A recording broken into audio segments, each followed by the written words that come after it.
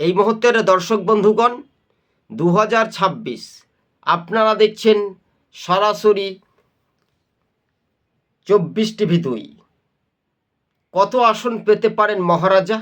বিজেপিকে কিন্তু পিছিয়ে এখন আপাতত তাদের রাজনৈতিক ক্ষমতা শক্তি পাহাড়ে অথবা সমতলেও।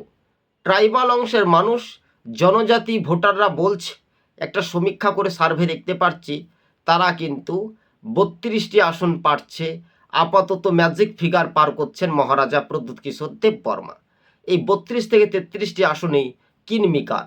তবে সময় এলে মহারাজার একেবারে অতি সহজ সরল ভাষায় যদি আমরা বলি, তাহলে জনজাতি ভোটারদের একচেটিয়া ভোট কিন্তু সরাসরি বুবাগ্গারা পাচ্ছে।